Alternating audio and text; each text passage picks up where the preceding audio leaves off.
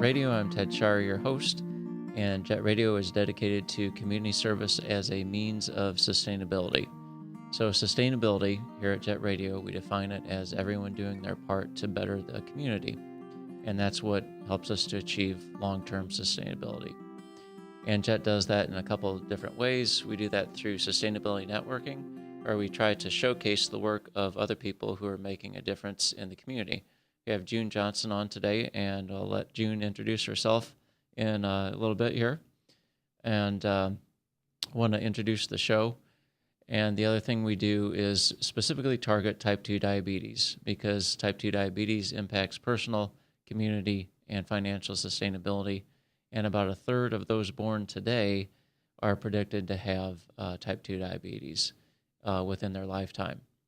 And the CDC predicts about a third with type 2 diabetes by around 2050. And so really there's the beginnings of a wellness movement now, and people are recognizing the impact that it's having on our country's finances as a whole, as well as the personal impacts.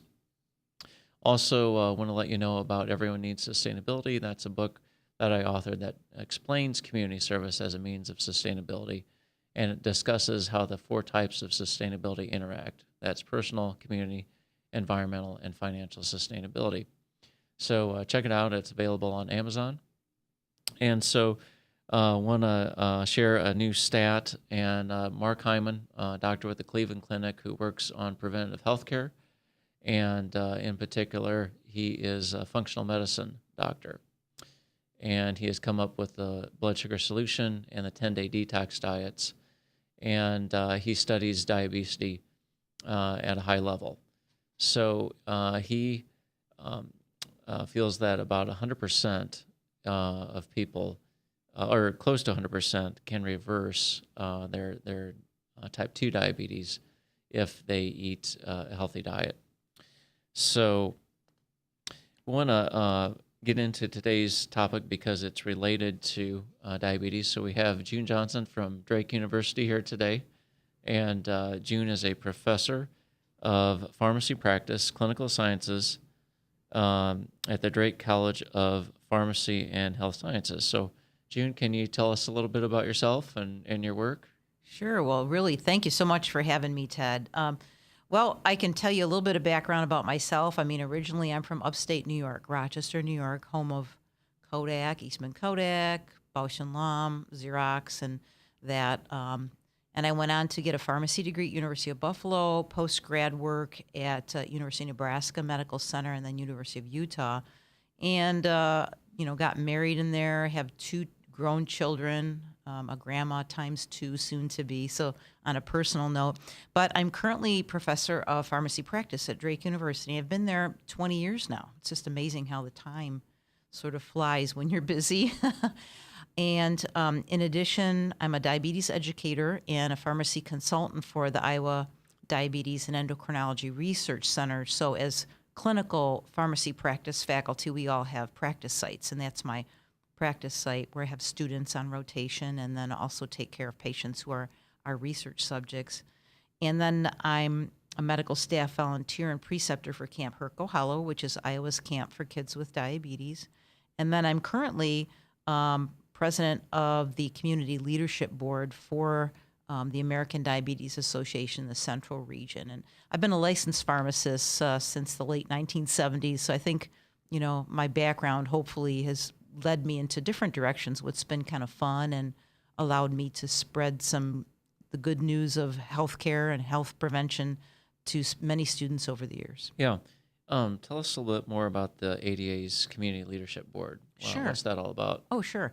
Well, of course, it's been around for many years, American Diabetes Association for decades, and regions of the country have field offices, and our field office is called the Central Region. So actually, our executive director, Doug Bigford, he's responsible for covering 3 different states. So it's not only Iowa, but it's Nebraska and South Dakota. So he's a pretty busy guy, and we really only have 2 paid staff, he and then Daphne Hazelhoon, who's just recently been married. And the 2 of them are pretty busy trying to coordinate all the activities to try to help ADA meet its mission in the Central Region. So we have a community leadership board of people from all different areas. Many of us are in healthcare fields, either currently or retired.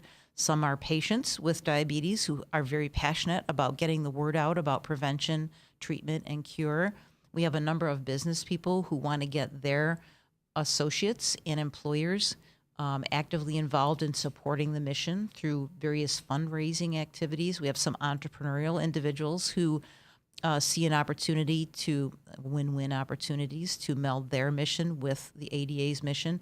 And so it's really a wonderful, committed group of people who are very dedicated and feel very passionate about getting that word out to people, making them aware of what their risk might be and how to get them to take better care of themselves and where the resources might be. Mm-hmm. So, what do you think are some of the keys to creating that kind of awareness that creates change?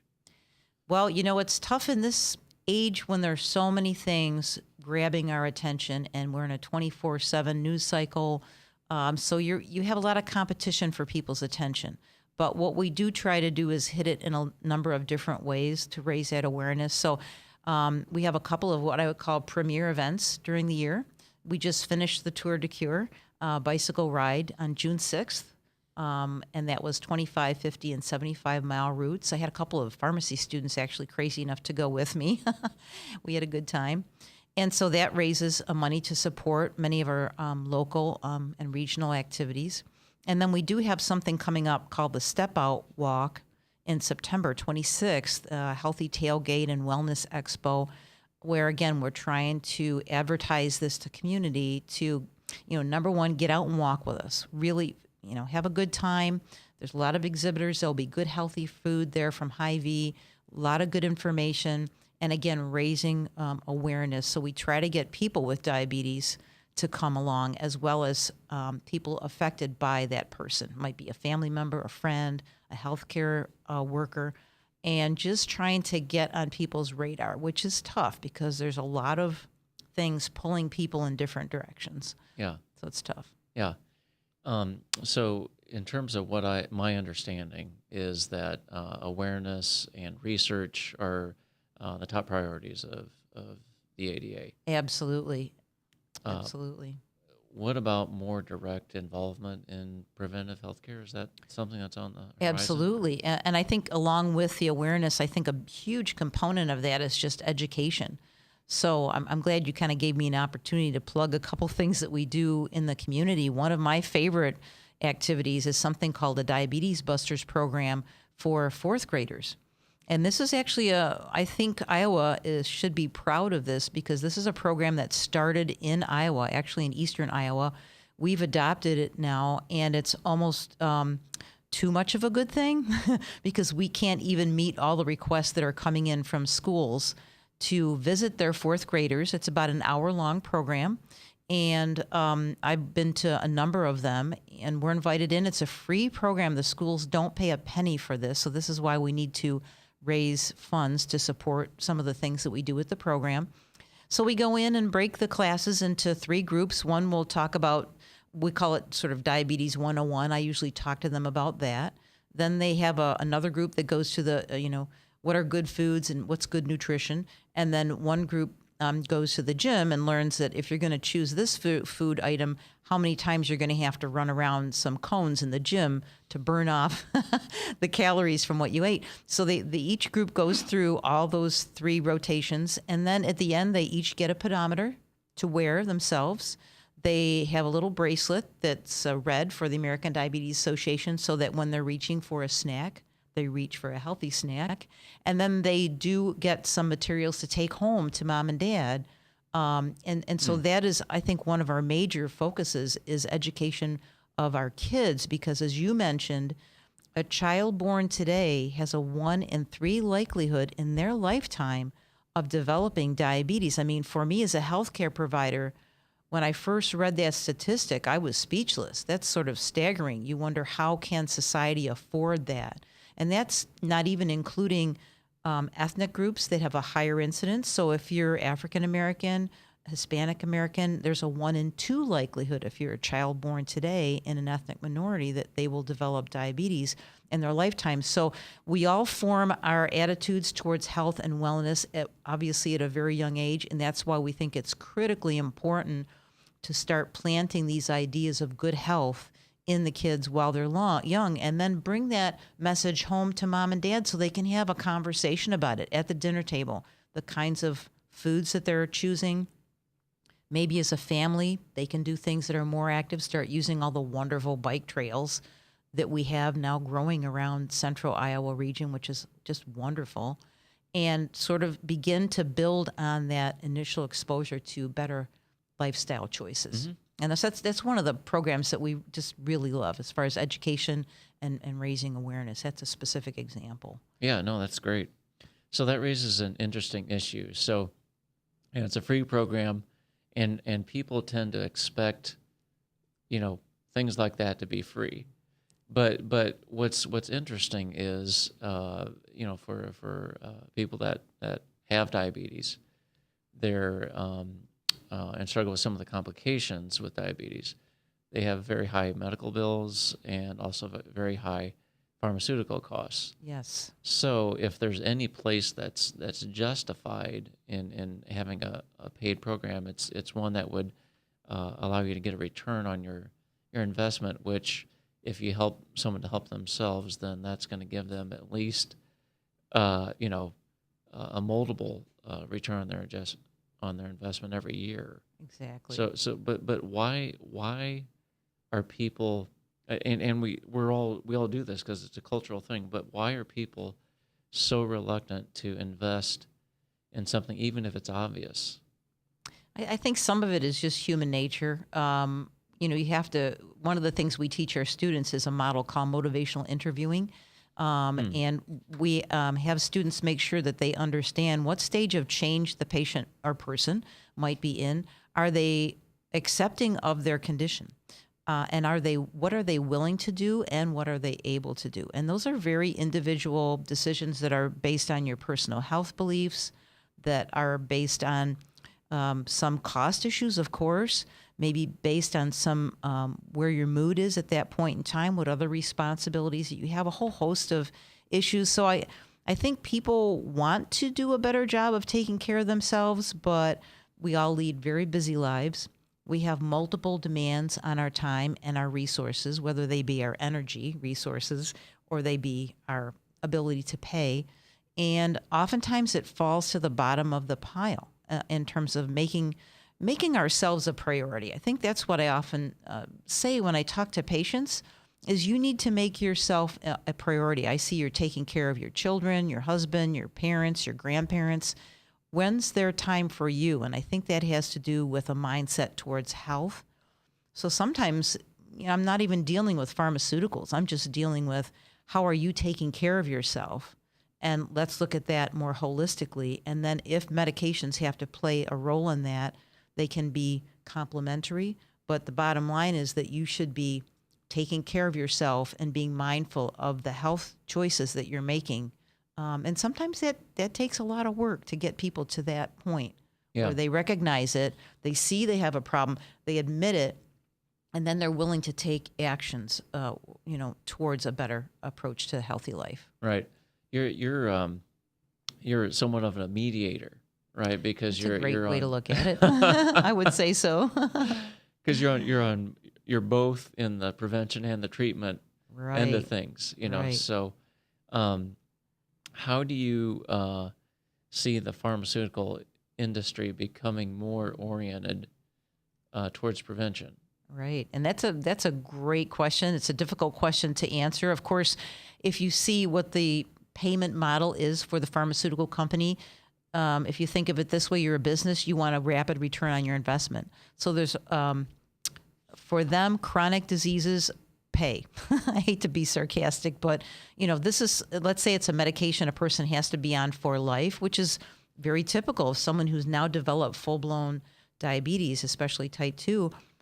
That is not a cure for their diabetes. They have to take it every day to manage it. So, certainly pharmaceutical companies are invested in products that will sustain them as a business. On the other hand, more companies are really looking at this wellness and health promotion aspect. When we look at prevention, for example, immunizations, whether it be flu, flu shots and getting flu shots, pneumonia shots, hepatitis. There's a push also in the direction for preventive health services and products. And I think the Affordable Care Act is definitely giving health systems some incentives for more preventive attention to preventive care. So maybe we're reaching critical mass where all we hear now is health and wellness, health and wellness. We see a lot more emphasis at Drake. I'm hearing it from employers, a lot more health and wellness. Health systems are hiring health coaches now to try to address people who are maybe not coming back for appointments, who really have not had good outcomes in their health, and trying to get them back in and get them healthier. Mm-hmm. So I think everybody plays a role in this prevention, but I think traditionally, pharmaceutical companies have been largely focused on treatment of a condition that's already occurred. And I think that's just the way our incentives are built into our whole healthcare system. Mm-hmm. But there is definitely a growth in the interest in preventive and preventive medicine. So right. Yeah. So there's getting a lot of momentum behind health and wellness, right. And a lot of people are getting creating more noise, I guess, so to speak. But do you think it's that far away that there would be paid preventative health care? Well, if you look at one of the models for insurance paying for it is Medicare.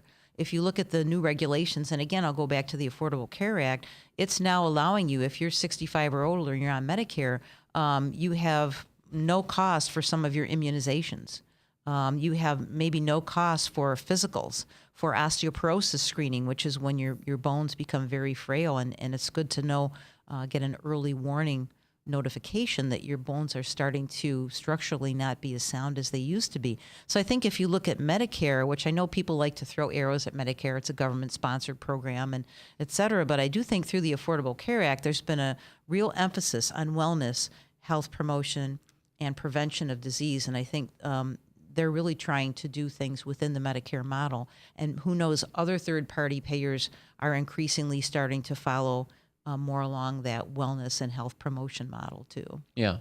No, it'd be interesting to see what happens. Yeah. Yes, right. Yeah. We are coming up to a break, but with us today is June Johnson. She is a professor at Drake University in pharmacy, and we are talking about preventive healthcare. We'll be back to continue that discussion. So, this is Webcast One Live. I'm Brian Leach, owner of Service Legends, and my position is Chief Talent Officer. I'm Nicholas Wonderscheid. I am Bernie Hobbs. And I'm the Service Manager. Marketing Director and Client Relations Manager. Everything that we do is about ensuring that we exceed your expectations. Our clients are important to us. 100% satisfaction. We're not just focused on heating and cooling. That's the easiest part of our job, actually, is fixing furnaces and air conditioners. Everyone that we come in touch with, we want to improve lives. Bottom line is, we've got our installation guarantees, 25% energy savings guarantee, comfort guarantee, temperature selection guarantee, property protection guarantee. 100% satisfaction guaranteed, fixed rate or it's free. All of those guarantees are backed up with a 100% money-back guarantee to hold ourselves accountable to making sure that you get what you're after. Just fixing the problem today. If they have another problem 5 days down the road, it's still fixed rate or it's free. We use what's called straightforward pricing. Our technicians are going to give you an exact to-the-penny price on what it's going to take before they move forward with any repair. That way you know what to expect. It's the same price every day. No surprises. If you get off work at 5 o'clock in the afternoon, you come home, you realize that, oh, my furnace is broken. Now you need to call somebody out that night. You shouldn't have to pay more for that. We're guaranteeing service 24/7. We run afternoons, evenings, nights, weekends. We're staffed to work that. Phone rings at 3 in the morning. You'll get one of our representatives answering the phone every time. We're not sending you out to Timbuktu in some call center. It's our Service Legend team members, our mission control team. I'll take a call anytime. And then they answer the phones the same way during the day as they do at night. It's a great day at your service company. How can we make you smile? That's the only way to provide true 24-hour service. When you're able to let somebody actually live in their home safely when they weren't able to do that before, where they don't have to stay up at night and worry about, is the heat going to come back on? Are we going to freeze the pipes? Is the baby in the room next door going to be sick because they got too cold? When you're able to help somebody overcome challenges like that, that's impacting a life. That makes a difference. I get goosebumps thinking about it. I love the team. I love the people that I work with. We have fun, but we work hard. I call them my ambassadors of legendary service. If you could just envision what that is, that's who we're sending to your home. They literally will call in, pick up the phone and call and say, hey, I want to talk to your manager.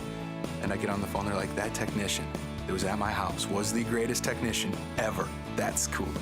We want to brighten people's days. Every person that we have going into the house has gone through an extensive background check. Drug testing, we have a very thorough interview process that 1 out of 140 people make it through. If we promise you something, that's what you're going to get, no matter what. We're here when you need us to protect the safety and comfort of your family. If you're not happy, we're gonna make it right. If we're willing to put 100% money back guarantee on what we do, what type of work do you think we do? Give us a call. We're there for you 24/7, 365 days a year. Enough said.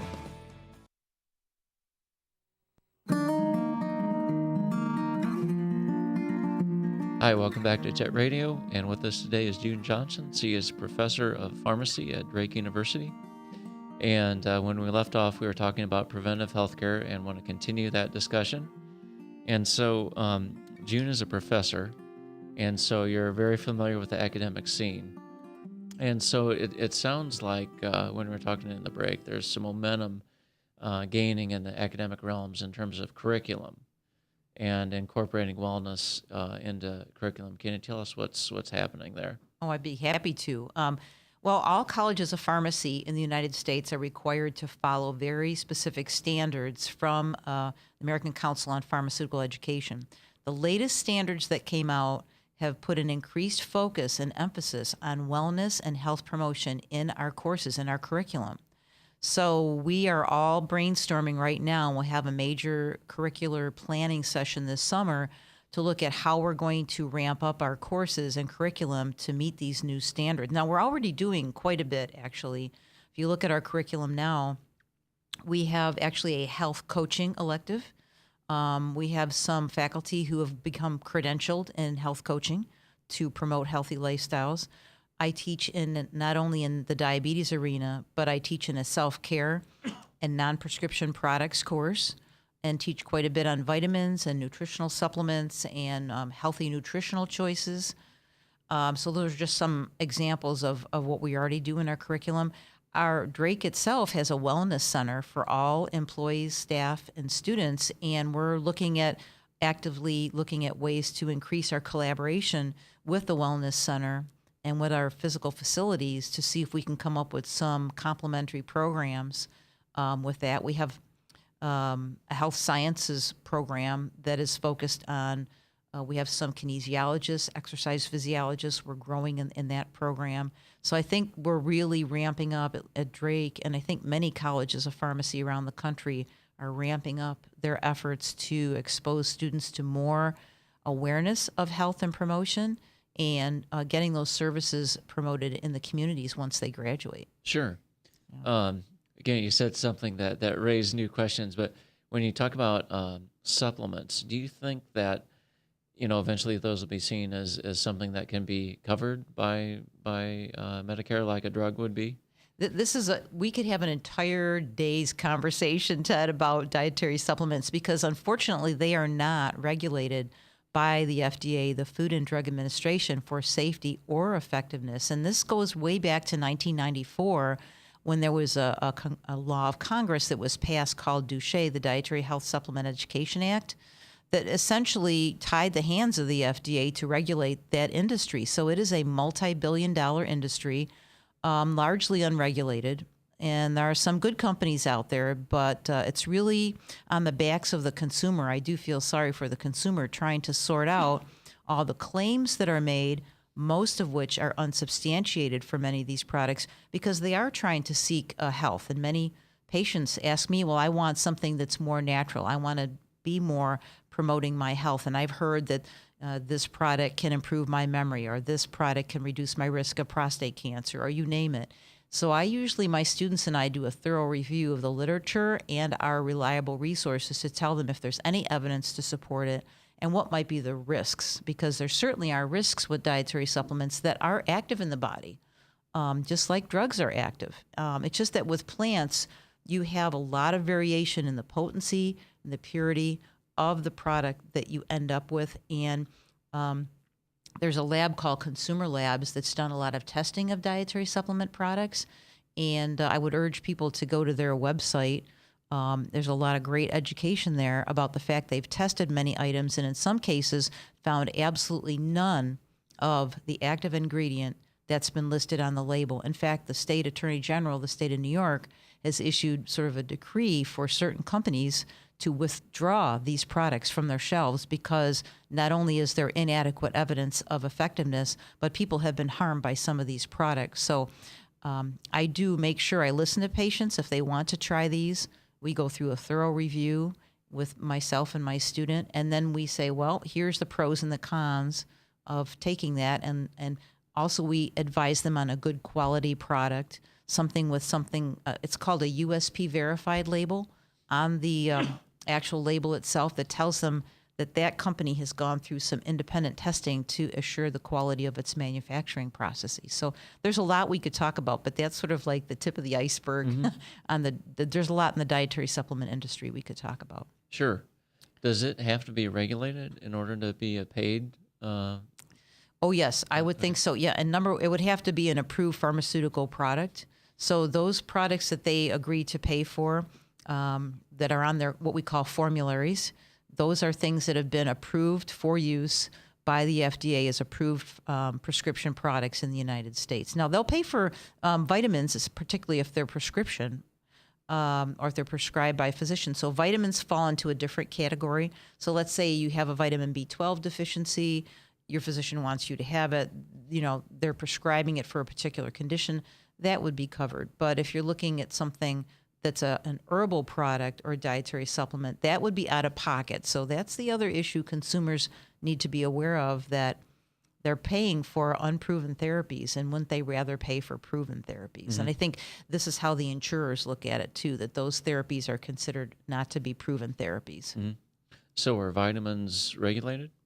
Vitamins kind of fall into a very interesting gray area. While they have been studied similar to a prescription product, they fall under a different division of the FDA than the prescription products do. So they're more regulated like a food, actually, than they are like a prescription medication. So they fall into a different area. So they are approved, but Sure. not like a pharmaceutical item would be. Yeah. So while we're on the topic of academia, I want to hear more about your teaching experience or your Sure. mentoring experience, things like that. In the course of your career, all at Drake, right? Well, I've been there 20 years. I have taught at other institutions before I came to Drake, but this has been the longest that I've had a faculty position. So I've taught at other places, but Yeah. I've stayed at Drake. Love it. Do you consider yourself to still be, I'm sure you consider yourself a lifelong learner. Oh, absolutely. That's my number one strength as a learner. So Yeah. I'm in the right place for the right reasons. Yeah. And so along with that, are you still learning things about the learning process? Oh, that's a great, thank you for asking that, actually. I think that's one of the sources of pride we have at Drake. We pride ourselves in excellence in teaching. That's the underpinning of actually how we're promoted, how we're advanced through the ranks. We have to demonstrate excellence in teaching. So we have a lot of development that the Drake provides us, that our college provides us, that we go off to. I just came from an American Association Colleges of Pharmacy meeting and learned some new things there. So we call these new pedagogies or methods of delivering information that will engage the learner. And I think any of us who are, whether you be a child or adult learner, none of us likes to sit and listen, as your poor listeners are right now, to someone rambling on for an hour. We just don't learn that way. The neuroscience has shown us that the human brain does not retain information well in a strictly lecture environment. So Drake does a lot of things to look at active learning strategies. So it might be a recitation group where students will get a case, and now they have to work in groups to solve some problems, and then we come back for discussion. Or in my therapeutics class, we have a pedagogy that's called team-based learning that actually started in the business school, and it has a very specific construct where students have to prepare for class. They come in, they take an individual test, then they sit in their assigned teams and take the same test, and they teach each other, and then we start going through application exercises to move them ahead of what they have read and hopefully prepare them for more difficult exams on that module when they're done. So I think the key is engaging the learner, having them become more independent thinkers, and also have them learn to teach each other in teams, because when they go out into the healthcare system, they're going to be working in teams increasingly. And if we look at accountable care organizations, all these other restructurings that have come out through the Affordable Care Act, that they're going to have to work effectively in teams, know how to communicate. So we spend a lot of time teaching our students to communicate well in teams, to be effective communicators, and then also be knowledgeable in the discipline. So, Sure. Yeah. Yeah. It's more fun for everybody too. Yeah. So is engagement the core factor? Because I've noticed that when I'm listening to guests on this show, that I retain so much of it, because maybe the engagement, I don't know what it is, but do you know what the core fundamental is there that sort of supports all the effective learning strategies? Well, there's so much in the learning literature now about how the brain not only learns but retains information. And the key is active involvement. When you see some of the research that's been done where they've done PET scans on patients' brains or people's brains and looked at when they're actively involved versus when they're passively involved, the brain lights up completely differently when we're actually engaged and motivated and emotionally connected to the information. So there's lots of literature, and we've based our approaches to teaching at Drake based on a lot of really fundamental foundational research that tells us engaging is what works to retain information. Yeah.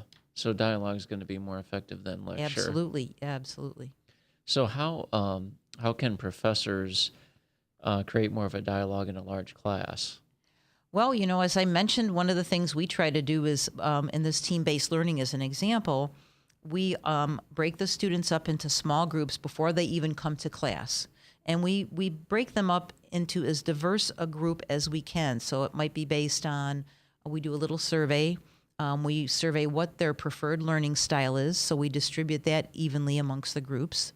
We also look at the Strengths Finder. All of our students go through the Strengths Finder activity, and they learn what their top 5 strengths are. So we make sure we distribute those top 5 strengths between each group. We try to parcel out the folks who are maybe at the top half of their class and those who maybe are having a more difficult time, so that you end up with a powerful, strong team that can solve problems together. And a strong team will bring the students who are struggling up as well. So those are one of the approaches that we take. Well, yeah, that's a powerful combination. Active involvement, emotional connection, learning style, Right. Strength Finder. I mean, Right. that's got to be a powerful Absolutely. combination. So. And they have fun. Some of these students, they do things outside of class together. They socialize together. They do things they don't even have to do, and they really become connected as a group. And I think they learn to respect and appreciate each other in the group. And, learn what some students can be more challenging because we're all diverse people, and they learn how to make their team even more effective by working with some of these differences and creating strengths out of those differences. Yeah. So what are some of the things you want to pass along to the next generation? What first comes to mind? Well, I think for me, I just say pay it forward. Seriously. I think that's been my mantra my entire life, not just as a faculty member, but as a person. And I tell students that, you're privileged to be here. Not everyone can get a university education. You need to pay it forward. You need to invest in your communities. You need to give back, because that makes for a healthier society, and you'll find a lot of personal and professional satisfaction by doing that. So Yeah. Those are one of the things that certainly drive me in terms of why I behave the way I do, why I teach the way I do, and all that. Yeah. How do you pass along your love of learning? Love of learning, number one, I'm enthusiastic about the subject when I come into the classroom. I try to have students actually have a lot of hands-on experience so they can experience the excitement of solving a problem and having, for example, a physician agree with them and implement their plan. That's very exciting, rewarding. And if they've done their homework and they know what they're talking about, that's all very rewarding. So they have to be lifelong learners. There's just we always say your learning begins when you graduate. So this is only the beginning. We're trying to give you the foundation. You have to build the building, and it'll take your whole life, really, your professional life, to keep building this building. Yeah. Yeah. And so do you see lifelong learning having a compounding effect over time? The more you learn, the greater the effect. Absolutely. And I think we try to promote growth in our students, professional and personal growth. It's very consistent with Drake's mission, which is to have our students be able to achieve meaningful personal lives as well as professional accomplishments and responsible global citizenship. So, I think all that's very important, Ted. Yeah. So I think about that issue in terms of sustainability as well. So coaching is about helping people to help themselves. Right. And that's a more sustainable model, because if you help someone to help themselves, then you don't have to keep helping them with the same issue. Absolutely. But how do you see that kind of thing played out in teaching, academia? Well, it sort of almost follows this motivational interviewing model where you sort of have to have the person recognize what maybe is limiting them, and the fact that if they're willing to grow and they can be objective and look at it, they set a plan forward, and then they become what we call self-actualized. They begin to own the problem, and then they set themselves up a plan to solve it. It's the same thing with patients. So I'm dealing with students, I'm dealing with patients. For patients, I like to say, pretend that I'm the coach and you're carrying the ball to the goal line. I can't do it for you. You have to do it. Now, my responsibility is to teach you the principles to get to the goal, but you have to actually do it. So it's the same thing with a student. I can share with you the skills that you want to develop. I can help you develop a plan. I can coach you through that. I can refer you to resources. But ultimately, implementing that plan is something that only you can do. You have to be self-accountable and stick to your own commitments that you have made. So really, whether I'm dealing with a student or a patient, the template, the framework is really pretty similar. Mm-hmm. Yeah, so it sounds like in, whether it's lifelong learning, the exercises you do in class, there is a personal growth element that's really built into that. Absolutely. Those processes. Absolutely. We have our students do a lot of reflection throughout the curriculum. And right now we're looking at something called a CPD, or continuous professional development model, where they would set goals. They would establish what their plans are to achieve that goal. They would measure whether or not they've achieved the goal and reflect on that, and then just sort of continue the cycle. So we're hoping that will be like a portfolio, essentially, of personal growth that they will start when they come into our program, and they'll continue to build on that through the years in the professional program. Yeah, no, that's great. Yeah. I think that's a good stopping point, because we've kind of had a section on personal growth there. So let's go to a break. And with us today is June Johnson. She is a professor at Drake University in the pharmacy department. Thanks for joining us today.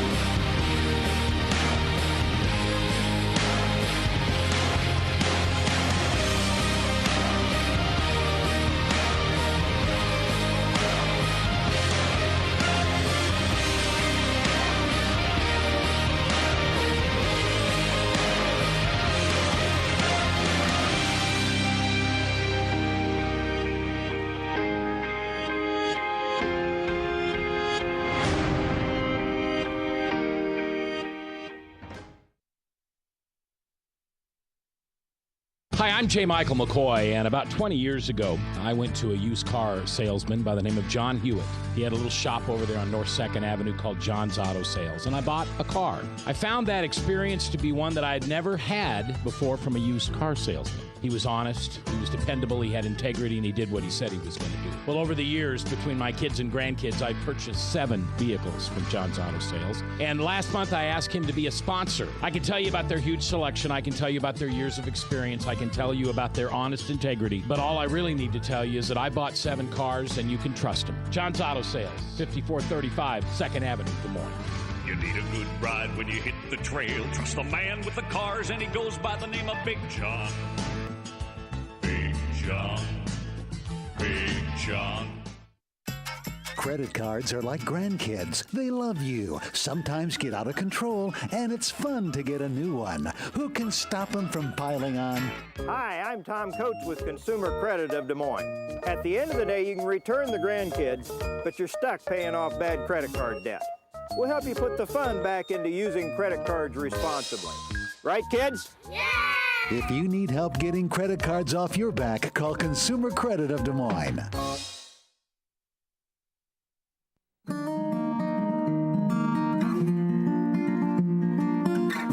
Hi, welcome back to Jet Radio. I'm Ted Shire, your host, and with us today is Dr. June Johnson. She is a professor of pharmacy at Drake University. Welcome back. Thanks, June. Ted. Thank you. Hey, what about leadership? Do you incorporate leadership into your teaching and mentoring? Absolutely. I'm really glad you gave me the opportunity to respond to this question. I think in every avenue, I think Drake in particular, if we look at the university, promotes and supports leadership development. So we actually have something called the Adams Academy. Don Adams, who has been a huge supporter of Drake and an advocate for leadership. Students can enroll in a 1-year experience in the Adams Academy if they really want to enhance their leadership skills. So they do some papers, they do some reading and books and things like that, and also do some community activities in leadership. We also have the Drake University itself has a leadership concentration, which has been very popular among our students because we really do want to envision that we're creating leaders for change. Leaders for positive change in the community and society. And so Drake has put resources in those areas, so faculty and staff support those programs. Within our college, we have so many, I can't even list them all, opportunities for students to be leaders. So whether it be one of the student organizations, through our advising and career development programs, which are very highly sought after and highly valued. All of our students go through a very comprehensive advising and career development program.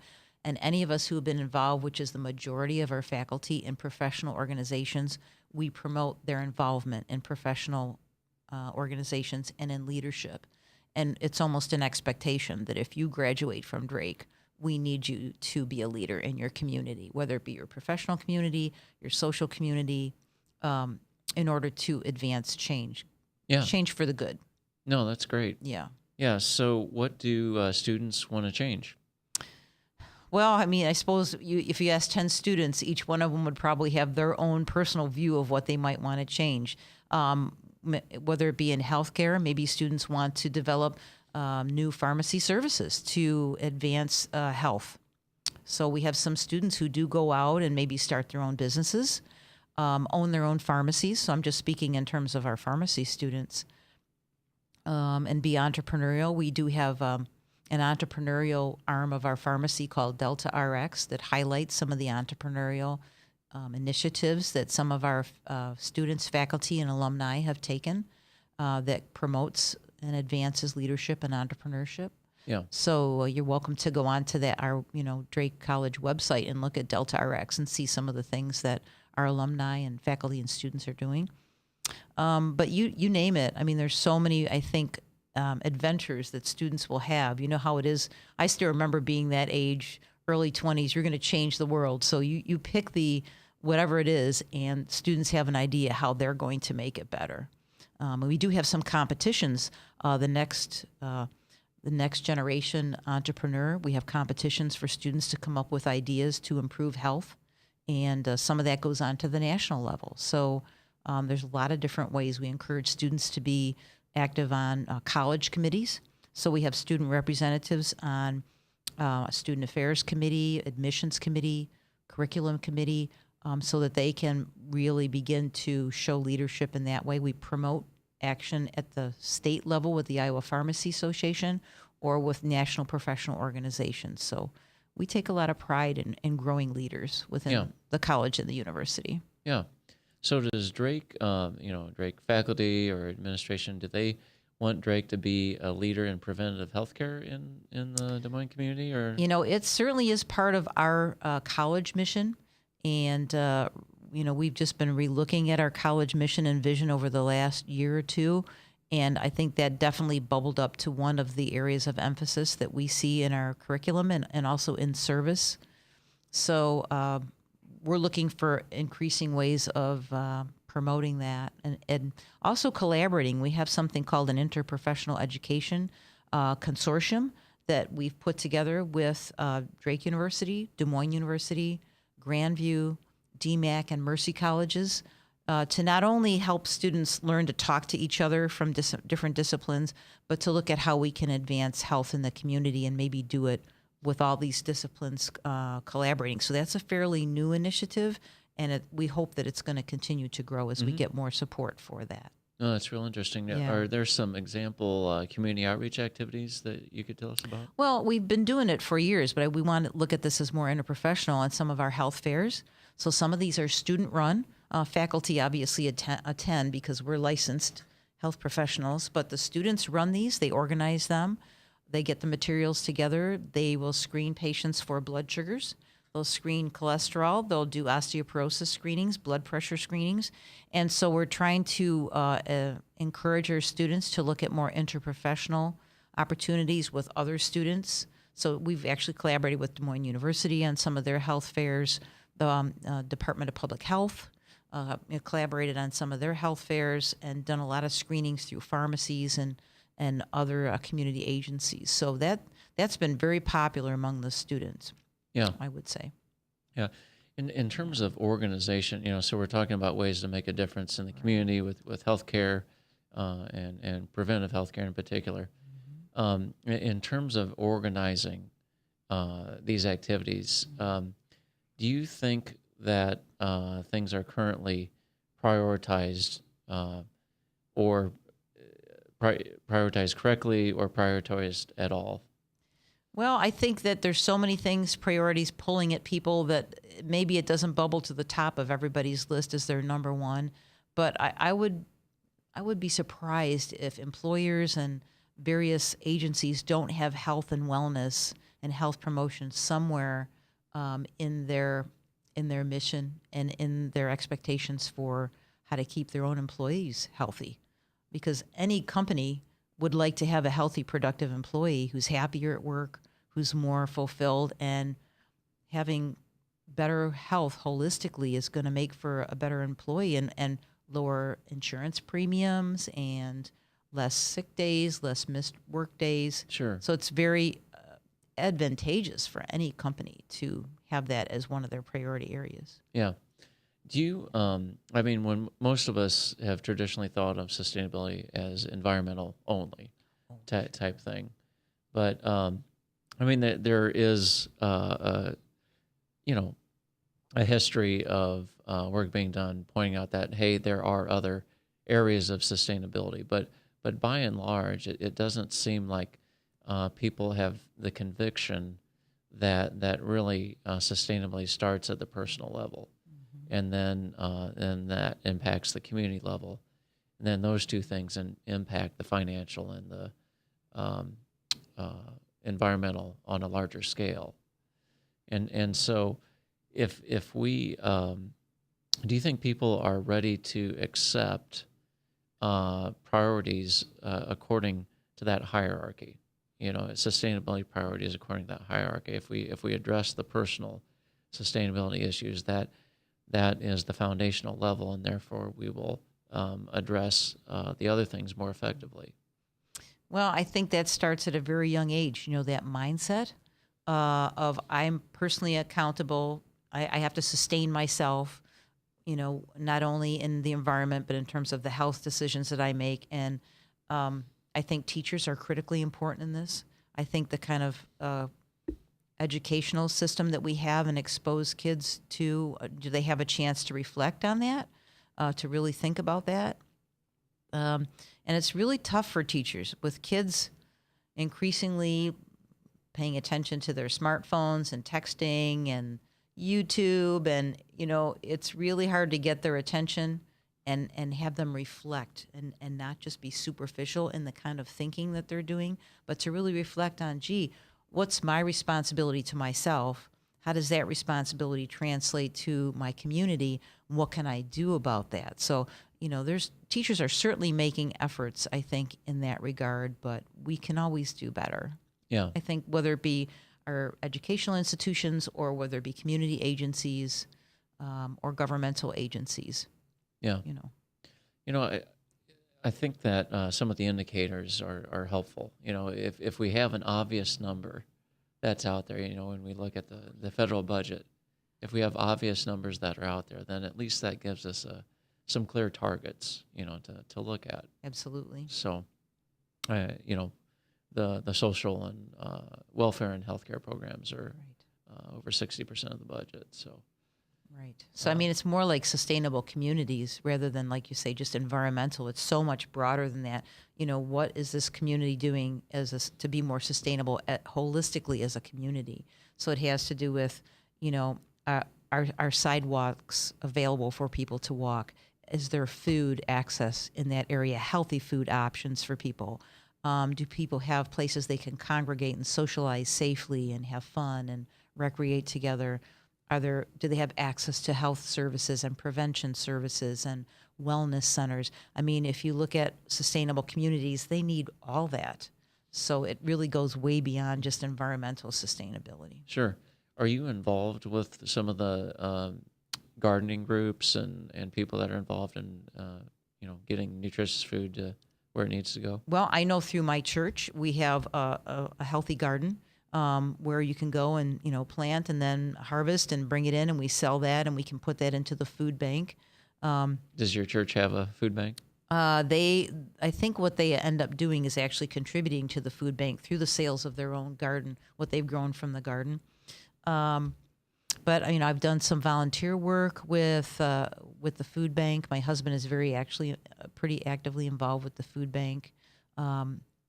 And Drake actually has I think it's a youth garden, which is right there on near Forest and 25th. And so there's been some big initiatives, also through the legal center. Neil Hamilton is very involved with Buy Fresh, Buy Local. And I think there's been a collaboration. I think what you're really pointing out, Ted, is that collaborations work better than people trying to work alone.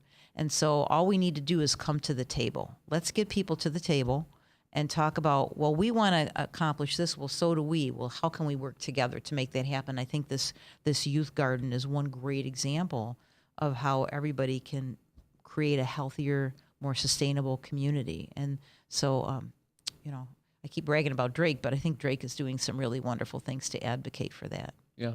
Tell us more about Buy Fresh, Buy Local. Well, the Buy Fresh, Buy Local initiative comes out of the legal center and is supported by many companies around the area. And it's really a push to have people try to exactly what it says, maybe buy things from the market, things that are grown sustainably. Join a CSA, a community-supported agriculture. Look at what items are fresh this month instead of ordering something that has to come in from a different country because it's not grown here locally. Support your local farmers and producers. So it's a pretty big initiative. If you go to the market, you'll see a lot of Buy Fresh, Buy Local, and it's something that's supported by a lot of the CSAs around, as well as Drake and other organizations. What's its impact? How far does it reach? Well, because I'm one of the supporters of it, but I'm not actively involved. I think, if it's on your radar and you're on any of these, you get onto a listserv for it, or you get onto an email list. I think if you check out their website, I think you'll get more information on the Buy Fresh, Buy Local initiative, on who they reach out to, how many people they reach. and what's been the impact of that outreach. So Sure. I've been reading some of their newsletters, and I'm quite impressed by the number of people who write in and say, I'm doing it, here's how I'm doing it, and how that's just sort of taken off since it first started. So, Yeah. No, that's good. yeah. Hey, we're coming down to the close here, but I was wondering if we could end with some stories, for instance, from Camp Hurtco. Oh, sure. So one of the things I've been involved with for over 15 years now, is Camp Hurtco Hollow, and I bring students with me who are on rotation.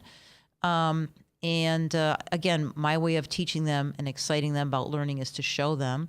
So they've experienced, one student one year was in a cabin with some kids, and this child, he was about 8, 9 years old, his grandma brought him to camp and said, I really wish Johnny would learn to give his own insulin shots because he was on insulin and he wasn't doing it. So everyone tried to get him to give his own insulin shots and, be more active in his own self-management. So they made a deal with him that, you know what, Johnny, if you will give yourself your own insulin shot, you can push us all in the pool with our clothes on. So that was enough incentive. Johnny was so happy, and I'm just using his name as an alias.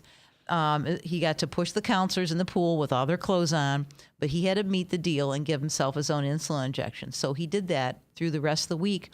When his grandmother came to pick him up, my student was there, and she said, I just want you to know that Johnny's been giving his own injections of insulin all week.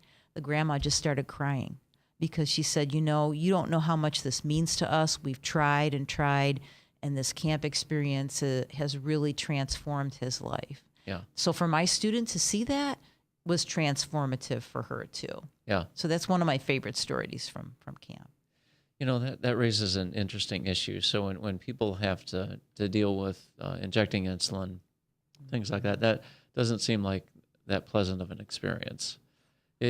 Right. Is that something that could be motivating in terms of choosing preventative health care over for where it's relevant? Obviously some people are going to need insulin, and that's just right. Something that they can't help. But for where the cases are that they can reverse it just through diet and exercise, right. is that something that can fit into the motivational component? Well, I think it's important in terms of when you introduce that idea. For people with type 2 diabetes, if they take good care of themselves, they may not have to go on insulin down the road. So I think where it's used inappropriately I would almost say demotivational, is when it's used as a hammer on someone and a threat. Well, if you don't do what I'm telling you to do, the healthcare provider might say, I'm going to have to give you the shot. And then it's more of a threat, and it certainly results in anxiety, et cetera. Where, as a diabetes educator, where I like to present it is at the time of diagnosis. So that you're saying, well, if you take good care of yourself, it may not be necessary that you go on insulin, but when your body needs it to maintain good blood sugar control, it needs insulin. There's no substitute. So we may be having a conversation down the road. It might be many years down the road where your body finally needs insulin because nothing else works. Yeah. So I think that's the best way to introduce it, is at the time of diagnosis, as opposed to this hammer coming down as Sure. a threat later down the road, many years down, when it's almost too late. Yeah. I wasn't necessarily thinking of the hammer, but actually I was thinking about if a person has had to give themselves insulin shots for a while, doesn't that kind of create some momentum where, I would sure like to stop doing this if I could. Yeah. Because they've been doing it for so long. Right. And it kind of depends on how long they've had their diabetes. For some people, their blood sugar's gotten so out of control and their condition has progressed, because that's what happens with type 2 diabetes, is those cells in your pancreas that make insulin over time, they poop out. And so if you've gotten to that point, it may be that nothing other than insulin is going to keep your sugars, in the ballpark of where you need to be. So early, maybe if, somebody is very sick and they have to get insulin just temporarily, they might be able to get their sugars down to where oral pills will actually work and they can get off the insulin. But the timing of that will determine whether they can get off that insulin or not. Yeah. What kind of timing ranges have you seen? I've read that if you catch it within 4 years of diagnosis, that chances are 80% that you can reverse. But what are some of the longer term examples you might have seen? Well, I think what's kind of tricky with type 2 diabetes is that the exact time when those cells start failing is not known. So you might have a delay of being diagnosed from anywhere from 5 to 12 years. So in that period of time, those cells are continuing to turn off, if you will. And so sometimes people at the time they're diagnosed need insulin. That's how, and maybe they have not come back for regular checkups by their provider. And that's a problem too, because we get to self-care and maintenance and sustainability, and you should be seeing a provider on a regular basis to help keep you on track and nudge you down the right track. So sometimes people just wait and wait and wait, and it gets to be too late. Now we have to give you insulin. Yeah. So that's a problem too. But if you can catch it early enough, get people on track with a healthy lifestyle, maybe one oral medicine, and getting active and looking at making more nutritional meals might be just the ticket to keep them stable. Yeah. Yeah. No, I think that's a good point to end on. Thanks so much for joining us today. Really appreciate your welcome. experience in both teaching and in your diabetes experience. Great. So, Well, thanks for having me, Ted. I appreciate it. yep. Thanks for joining us today. We'll continue our discussion about sustainability with the next show of Jet Radio.